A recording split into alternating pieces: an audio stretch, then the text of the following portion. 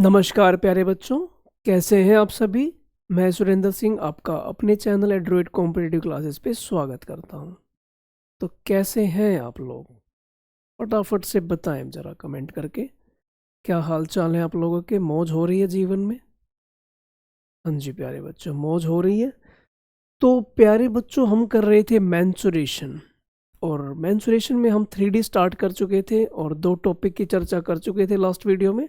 आज उससे आगे यानी कि स्फेयर और हेमिस्फेयर की हम चर्चा करने वाले हैं और उस पर बेस्ड कुछ क्वेश्चन भी डिस्कस करेंगे। तो चलिए, क्या है आज के टॉपिक में, कैसे क्वेश्चन करने वाले हैं, चलिए उनकी चर्चा शुरू करते हैं। तो स्फेयर की बात करें तो भाई नॉर्मली अब सबसे छोटा एग्जांपल ले लो, फुटबॉल। फुटबॉल की बात करें तो वो आपका एक स्फेयर की कैटेगरी में आता है। अब उस फुटबॉल के बारे में आपको क्या पता होना चाहिए वो देखते हैं।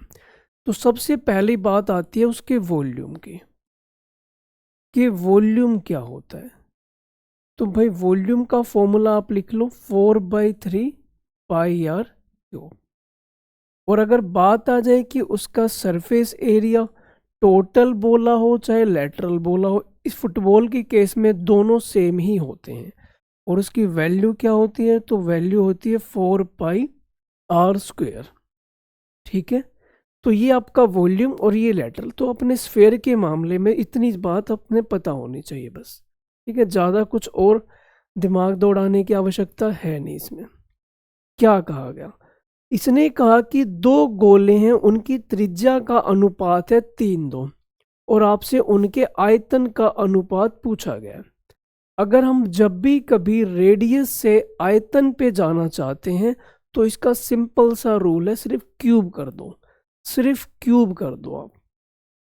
ये है रेडियस और मुझे इनके आयतन का अनुपात पता लगाना है, तो इसका क्यूब क्या होगा, तो आप कहेंगे 27/8। सिर्फ इतना सा काम था। बताइए क्या अच्छा लगा तुम्हें, जल्दी से कमेंट करके बताओ जरा, क्या महसूस हुआ तुम्हें। दो गोले का आयतन है 8/27। उन गोले का क्षेत्रफल क्या होगा, उसका आपने अनुपात निकालना है। ठीक है भाई, तो यहाँ पे एक बात देखिए, वॉल्यूम दे रखा है आपको। वॉल्यूम कितना है, तो 8/27। इस वॉल्यूम से हम पहले जाएंगे रेडियस पे, और वॉल्यूम से अगर आप रेडियस पे जाते हैं तो भाई आपने करना पड़ेगा क्यूब रूट। तो इसका क्यूब रूट कितना हो गया, 2, और ये कितना हो जाएगा, 3। तो ये आपने रेडियस निकाल लिया। अब मुझे निकालना है सरफेस एरिया की रेशो।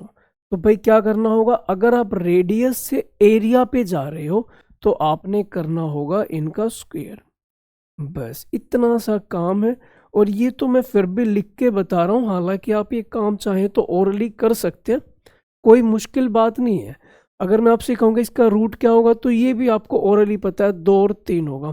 फिर कहूँगा इसका स्क्वायर क्या होगा, तो ये भी आप ओरली बता सकते हो कि 4 और 9 होगा। तो कोई लिखने की आवश्यकता नहीं है, ये तो मैंने समझाने के लिए इतना कुछ इसमें लिखा है। ठीक है, वैसे कोई आवश्यकता नहीं है। अगला क्वेश्चन देखें भाई, क्या कुछ कहा गया है। एक ठोस गोला जिसका जो व्यास है वो है 6 सेंटीमीटर, इसको आपने पिघलाकर 8 गोले बनाए, तो छोटे गोले की त्रिज्या क्या रही होगी। ठीक है, बड़े गोले को पिघला के छोटे छोटे आपने गोले बना दिए। तो सबसे पहले मैं बात करता हूँ कि जो बड़े वाला गोला है जिसको मैं V1 के नाम से नाम रखता हूँ, तो उसका जो आयतन होगा 4/3 पाई। रेडियस कितना है, तो भाई डायमीटर 6 है, तो रेडियस कितना हो जाएगा, 3 हो जाएगा। ये इसका वॉल्यूम। अब आपने छोटे छोटे गोले बनाए हैं, उनको मैंने नाम दे दिया V2। उनका आयतन हो जाएगा 4/3 पाई r क्यूब। और ये क्योंकि 8 है तो इसलिए मैंने 8 से मल्टीप्लाई। अब जो ये आयतन है और ये आयतन है, दोनों आपस में बराबर होंगे, तो हमने कहा ठीक है इनको इक्वल कर दो। इनको हमने इक्वल कर दिया, बस खत्म ही है। और उम्मीद है कई बच्चे तो अब तक कर चुके होंगे। ये इससे कैंसिल, 8 को मैं इसके डिवाइड में लेके आऊं तो क्या हम इसे इस प्रकार से लिख सकते हैं। क्यूब की बात करें, क्यूब हटते ही क्या हो जाएगा, r का मान 3/2। 3/2 को आप प्यार से कह सकते हो 1.5। आई बात समझ में? कोई परेशानी, कोई दिक्कत नहीं है? बड़े अच्छे समझ में आ रहा है, बिल्कुल मक्खन की तरह समझ में आ रहा है, फ्लो में चल रही है गाड़ी तुम्हारी। देखना भाई जरा अगला सवाल। 3 भाई धातु की गेंदें जिनकी त्रिज्या गिवन है, पिघलाकर आपने एक ठोस गेंद में ढाला, यानी कि एक नई गेंद बनाई है, उसकी त्रिज्या पता लगानी है। तो हमने कहा भाई ठीक है, 3 है तो मैंने कहा इन तीनों का आयतन लिख लो। ये है तीनों का, ये पहले वाले का आयतन, ये दूसरे का। हालांकि हम चाहे तो 4/3 पाई को कॉमन ले सकते हैं, तो मैं बस थोड़ा सा एक्सप्लेन करने के लिए लिख रहा हूँ ताकि आपको हर चीज़ प्रॉपर समझ में आ जाए। और इक्वल टू हो जाएगा एक बड़ा सा गोला जिसकी रेडियस हमें नहीं पता। तो इन तीनों का वॉल्यूम इस तीसरे के बराबर हो जाएगा, कॉमन ले लिया हमने। भाई 3 का क्यूब क्या होगा? 27, ये 64।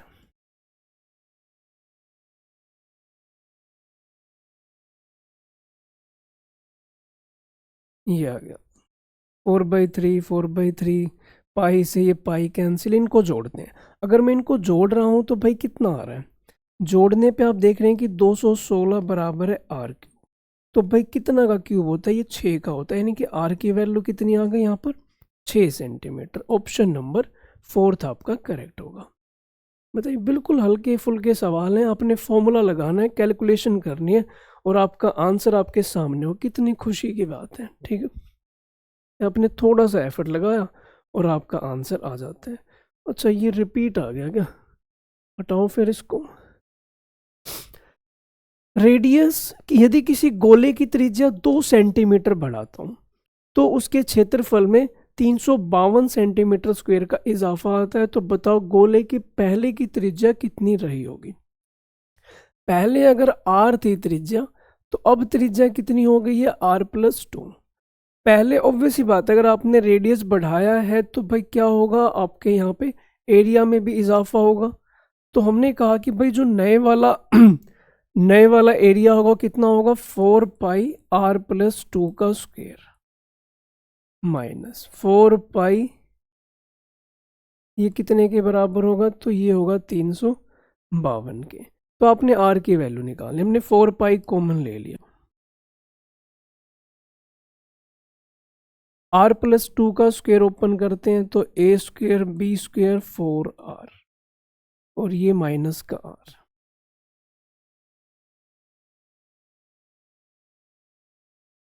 Equal to 352। r² से r² कैंसिल। उसके बाद हमने अगर 22 की टेबल से इसे कट किया तो ये 1 पे गया, ठीक है। उसके बाद रह गया 13, यानी कि 6 पे जाएगा। फिर 4 की टेबल से कट किया तो ये 4 पे गया। इस 7 को दूसरी तरफ भेज दूं तो ये हो जाएगा 28 और लेफ्ट में रह जाएगा 4+4r। 4 को उधर लेके गए यानी कि 24। तो r की वैल्यू कितनी आ गई यहाँ से? अगेन 6, यानी कि इसका आंसर भी डी ऑप्शन, यानी कि 6 सेंटीमीटर का रेडियस रहा होगा। बस फॉर्मूले अप्लाई करते जाओ और बस आपका जीवन बस चलता रहेगा अच्छे से।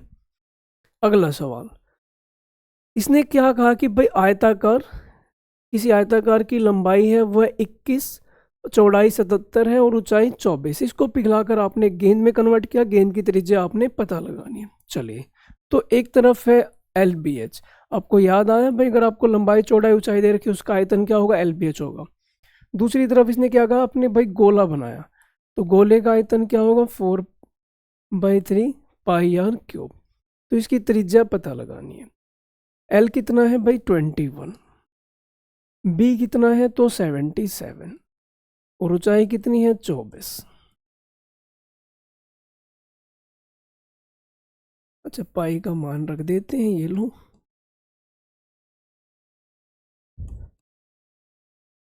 ये हमने पुट कर दिया, ठीक है। अब सोल्व करते हैं, बस खत्म ही समझो, कुछ खास तो है नहीं। 11 की टेबल से ये गया, 11 की टेबल से ये गया।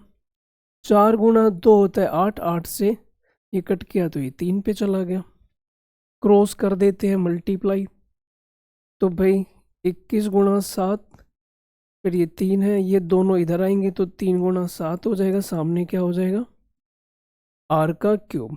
क्यूब को इधर भेजते हैं तो भाई क्या होगा देखना, इस 21 का मतलब क्या है 3 गुना 7, क्यूब को इधर भेजूंगा तो 3 बार यहाँ पे 3 है, एक 3 बाहर आ जाएगा, और 7 कितनी बार है तो 3 बार, एक 7 बाहर आ जाए, कुल मिला के आर की वैल्यू कितनी हो जाएगी 21, यानी कि ऑप्शन नंबर ए यहाँ पर करेक्ट हो जाएगा। बताइए बात समझ में आई यहाँ तक? ठीक है जी, आगे बढ़ते हैं। क्या कहा गया, 6√3 सेंटीमीटर त्रिज्या का एक लकड़ी का गोला है, यानी कि यहाँ पर एक भाई राउंड शेप में एक गोला है। मैं भाई डायग्राम बना लूं, ये लो, ये भाई मान लीजिए एक गोला है, फुटबॉल ले आए आप उसके अंदर, या कोई भी लकड़ी का टुकड़ा ले आए, अब आपने एक ऐसा बनाया और इसके अंदर से आप जानना चाहते हो कि एक घन निकालना चाहते हो। ये लो एक घन बना लूं मैं, हाँ जी घन बना लेते हैं।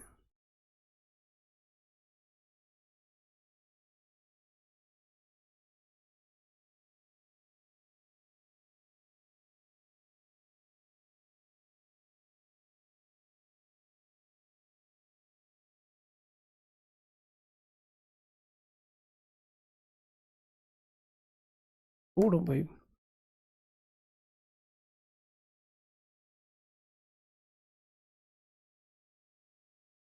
ये भाई हमने क्या करा, एक घन बना लिया, ये ठीक है। अच्छा जी, अब इसमें हमने क्या करा, एक त्रिज्या है जिसका त्रिज्या की लेंथ है 6√3। अब ये मान लीजिए यहाँ से मैंने इसको मिला दिया, अब ये देखा जाए तो ये डायामीटर है किसके लिए, स्फेयर के लिए, लेकिन ये डायगोनल है किसके लिए, क्यूब के लिए। अब क्यूब का डायगोनल जानते हो कितना होता है, क्यूब का डायगोनल होता है a√3, जिसकी वैल्यू कितने के बराबर है 6√3। ए की वैल्यू कितनी आ गई यहाँ पे 6, यानी कि जो इसकी साइड आ गई वो कितनी आ गई, साइड आ गई 6। इसने क्या कहा है कि भाई उसका पृष्ठीय क्षेत्रफल निकालें, पृष्ठीय क्षेत्रफल, यानी कि अब यहाँ पे क्या होगा देखना, हमने कहा कि ठीक है तो इसका पृष्ठीय क्षेत्रफल क्या हो जाएगा 6a², 6 × 36 यानी कि 216।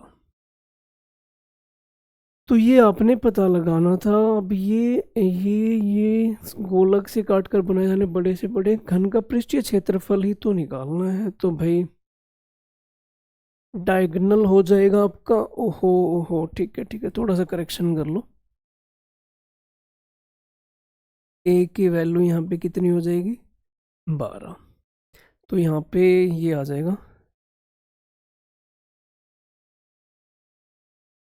144, 6 से मल्टीप्लाई करेंगे तो 6 चौक 24, और 14 से 84 और 2 86, 864, यानी कि सी ऑप्शन आपका करेक्ट हो जाएगा। आगे बात समझ में? चलो जी आगे बढ़ते चलो। ये देखो काफी खूबसूरत सवाल है, देख पा रहे हो इसकी खूबसूरती तुम?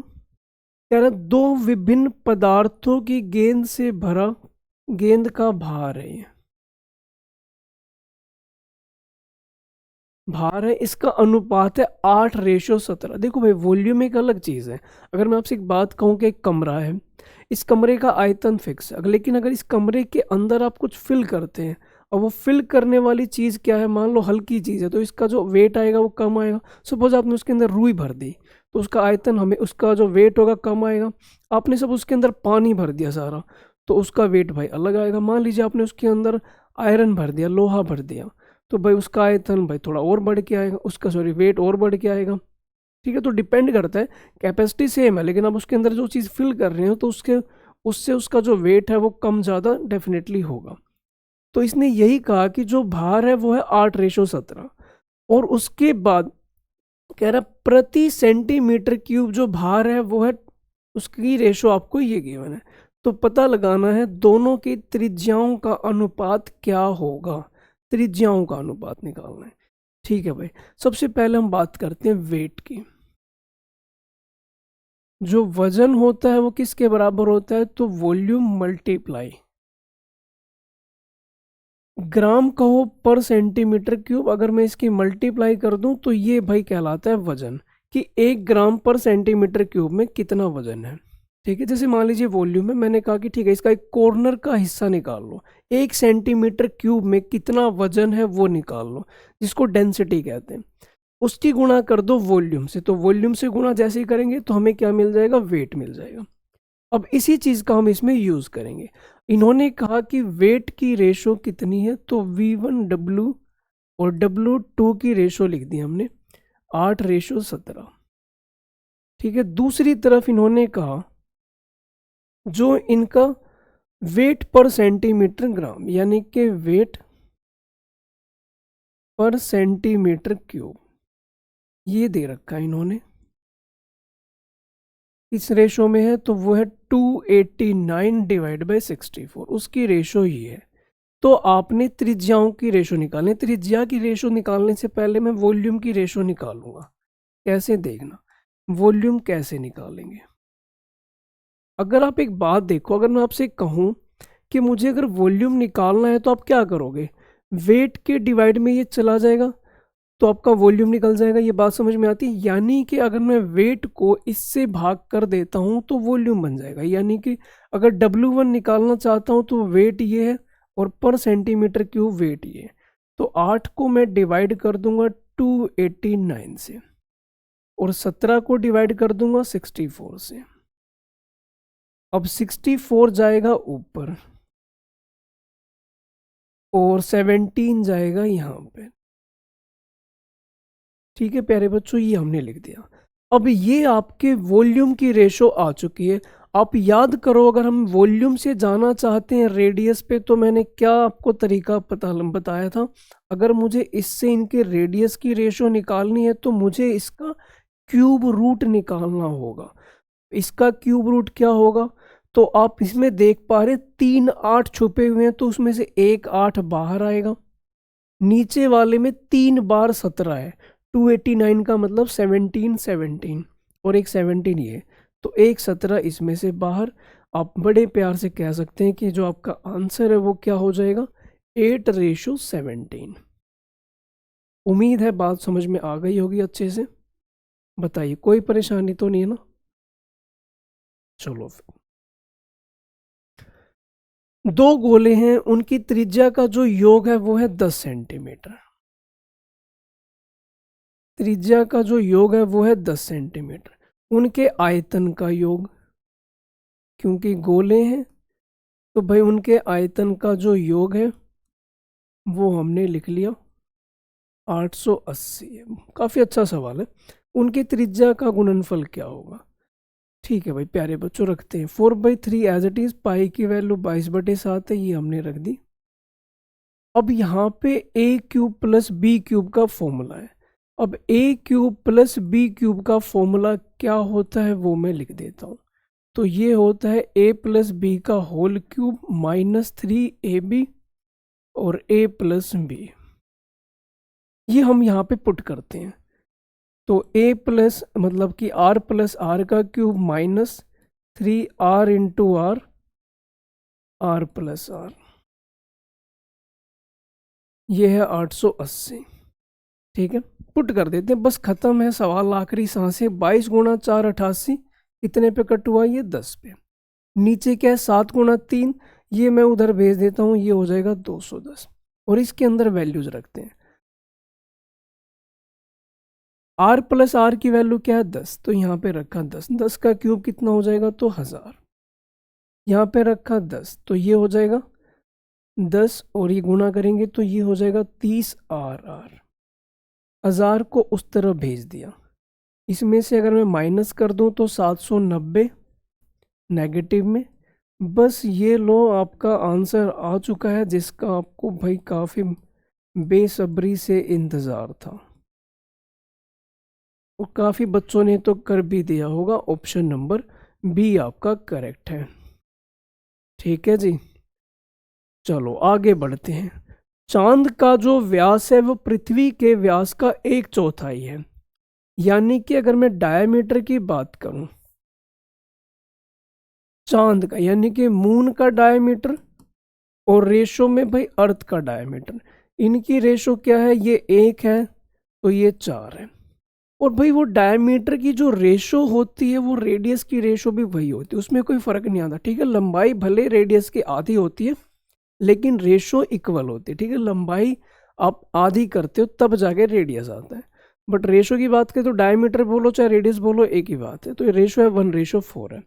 तो आपसे पूछा गया है पृथ्वी और चांद का आयतन क्या होगा। अब ये रेडियस मान लेते हैं, रेडियस है। अब इससे मुझे जानना है वॉल्यूम। तो आपको पता है क्यूब करना होता है तभी आपको मिलेगा आयतन। इसका क्यूब 1 है, इसका क्यूब 64 है, लेकिन इसने पहले ना पृथ्वी का नाम लिया है। तो पृथ्वी का जब नाम लेगा तो पृथ्वी की वैल्यू 64 है और इसकी 1 है, तो रेशो ए ऑप्शन माना जाएगा। ये गलती है ज़्यादा, वहाँ फ्लो में मत आ जाना कहीं तुम बी ऑप्शन कर जाओ। पढ़ लेना उसने पूछा क्या है, पता लगे बाहर आके बस ये कहो शिट ये क्या हो गया। अगला पार्ट देखना क्या कहा गया, हेमिस्फेयर का। हेमिस्फेयर भाई बिल्कुल बॉल आधी काट दो।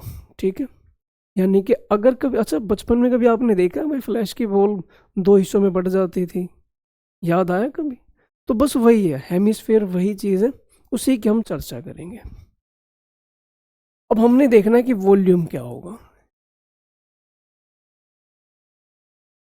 2/3 πr³ वॉल्यूम ये है।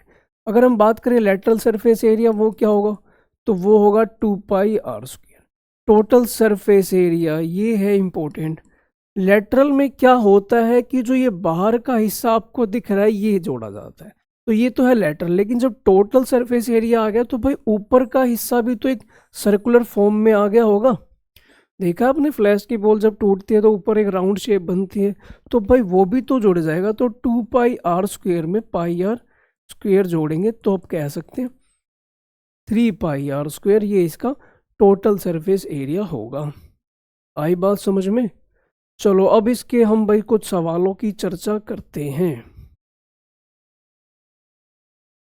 किसी गोले का संपूर्ण पृष्ठीय क्षेत्रफल कितना है? 8। किसी गोले का, ध्यान, अच्छा ये स्फेयर ही आ गया, चलो कोई बात नहीं, जो मिल जाए हम तो भाई उसी सवाल को सोल्व कर देंगे। ठीक है, अब इसका क्या है, ये 8 दे रखा है तो हमें पता लगाना है टोटल सरफेस एरिया 4πr²। तो यहाँ से अगर हम r की वैल्यू निकालते हैं तो क्या आ जाएगा 8/4π। और मुझे इसका निकालना है क्या, वॉल्यूम। वॉल्यूम का मतलब अब यहाँ पे भाई r की वैल्यू तो आपकी ये होगी, इससे ये कट गया, ये आ गया 2/π। हमें इसका आयतन निकालना है यानी कि 4/3πr³। चलो भाई करते हैं सोल्व।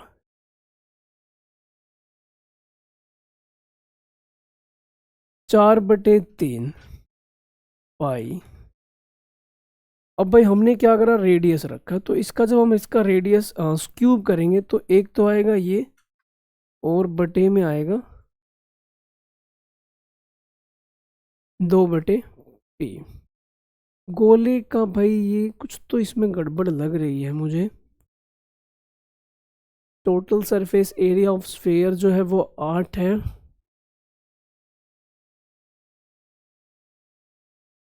तो हमें इसका वॉल्यूम निकालना है, तो कहीं ना कहीं तो गड़बड़ है।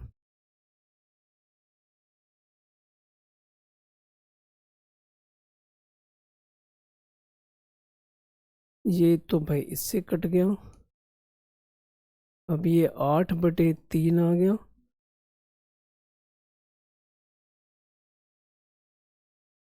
ये आना चाहिए भाई हमारे ऑप्शन में। है कहीं पे दिख रहा है आपको? तो ऑप्शन में तो नहीं है भाई, तो ऑप्शन में नहीं है तो भाई ज़रा ये करेक्शन कर लेना आप कि इसका जो आंसर आएगा वो ये आ जाएगा।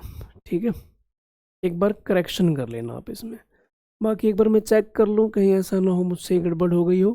टोटल सरफेस एरिया स्फेयर का है वो है 8। ठीक है, तो भाई हमने यहाँ पे 8 के बराबर लिख दिया 4πr², और ये इसके डिवाइड में आ गया। हाँ ठीक है यहाँ तक। तो फिर हमने वॉल्यूम निकाला, क्यूब किया तो एक बार ये आ गया, ये आ गया, इससे कैंसिल। ठीक है भाई, तो इसमें आपने करेक्शन करना है, ये आंसर होना चाहिए। ठीक है, चलिए अगले पे चलते हैं। क्या कहा गया, एक ठोस अर्धगोले का जो आयतन है वो है 19,404। तो इसका कुल पृष्ठीय क्षेत्रफल क्या होगा। अर्धगोले का आयतन यानी कि 2/3, पाई का मान है 22/7 और R cube as it is ये है 194,04। पहले मैंने इसे भाई 2 की टेबल से या फिर 11 की टेबल से ही कर देते हैं। तो ये होगा 11, कितना रह गया 8, फिर ये गया कितने, हाँ 4 रह गया, 11 से 77, कितना रह गया 4, फिर 11 से 66, 11 चौक 44, 2 गुणा 2 4 से मैंने फिर इसको कट किया, 4 चौक 16, 4 चौक 16, 4 एकम 4। बस सारी चीज़ें दूसरी तरफ भेज दो तो 441 मल्टीप्लाई 21 उधर भेजता हूँ तो आर की वैल्यू कितनी आ जाएगी, तो आर की वैल्यू आ जाएगी 21। हमें निकालना है इसका टोटल सरफेस एरिया क्या होगा। तो टोटल सरफेस एरिया कितना हो जाएगा, तो 3 पाई आर स्क्वायर होता है। 3 पाई का मान हमने रख दिया और रेडियस हमने 2 बार पुट कर दिया। बस ये लोग कोई मुश्किल काम थोड़ी है। 3 गुणा 3 कितना हो गया 9, 9 गुणा 21 हो गया 189, और ये जो 22 है इसको हमने लिख दिया 2 गुणा 11। तो पहले 2 से गुणा कर लेता हूँ मैं इसकी, 2 में 18 और ये हो गया 18 दूनी 36 और 1 37, इसकी अब मुझे 11 से करनी है। 11 का नियम क्या है, ये 8 हैज इट इज़, फिर इन दोनों का सम 8 7 15 का 5, 1 कैरी, फिर 7 3 10, 10 और 1 11, 1 कैरी रहेगा 3, और ये कितना हो जाएगा 4, यानी कि 4158। ये हमारा आंसर हो जाएगा। आ रही बात समझ में। Okay, very very good. आगे बढ़ते हैं, क्या कहा गया समझना। कह रहा है कि भाई खोखले गोले का बाहरी व्यास तो है 6 सेंटीमीटर, मतलब कि रेडियस आप कह सकते हैं 3 हो जाएगा। 0.5 जो है वो उसकी मोटाई है, तो गेंद का आयतन क्या होगा।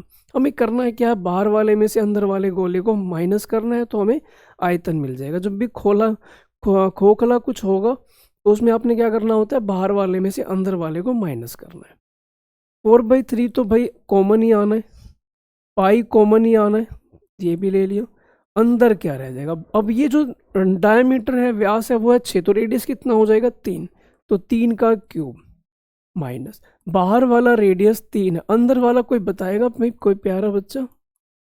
2.5 बिल्कुल होगा, समझ रहे हो इस बात को। 0.5 की थिकनेस है तो अंदर वाला जो रेडियस होगा 0.5 घटा के आ जाएगा, यानी कि 2.5, इसका क्यूब। तो 4 गुणा 3 और 22/7, ये हो गया 27, और ये हो गया क्यूब कितना 156/25। और क्योंकि आप क्यूब कर रहे हो, यहाँ पे 1 डेसिमल है, क्यूब कर रहे हो तो टोटल 3 डेसिमल आ जाएंगे, वो आपने यहाँ पे अप्लाई कर देना।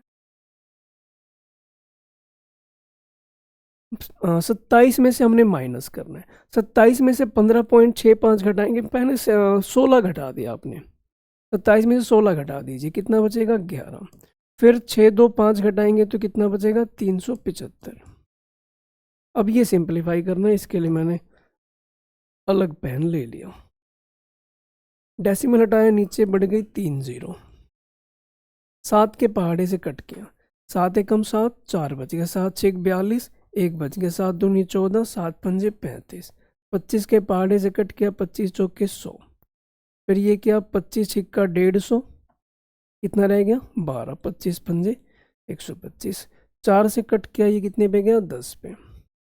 उसके बाद बस ये लो, 2 के पहाड़े से ये गया और 5 के पहाड़े से ये गया, ऊपर है 13 गुणा 11 मतलब कि 143, और नीचे 3, 143/3, ये भाई आयतन होगा गेंद का।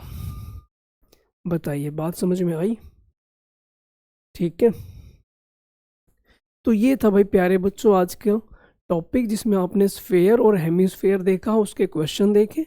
उम्मीद है भाई एग्जाम में भाई समझ लो कि यही कुछ लेवल आने वाला है, ऐसा कुछ नहीं है कि बहुत ज़्यादा हाई लेवल आपसे पूछा जाएगा, ठीक है। बेसिक चीज़ें ही पूछी जाती हैं, ऐसा नहीं कि भाई डिफ़िकल्टी लेवल आपसे बढ़ाया जाएगा। सारा खेल आजकल टाइमिंग का है, और लेवल ऑफ क्वेश्चन तो भाई आज भी वैसे ही हैं जैसा पहले कभी आता था, ज़्यादा इतना कुछ बदलाव नहीं है, ठीक है। तो प्यारे बच्चों इस टॉपिक में इतना ही, हम मिलते हैं कल एक न्यू टॉपिक के साथ, नए सवालों के साथ। तब तक अपनी तैयारी जारी रखें और वीडियो कैसी लगी हो हमें ज़रूर बताएं, और वीडियो अच्छी लग रही है तो लाइक और शेयर ज़रूर करके जाएं। ठीक है, मिलते हैं जल्द। Thank you very much.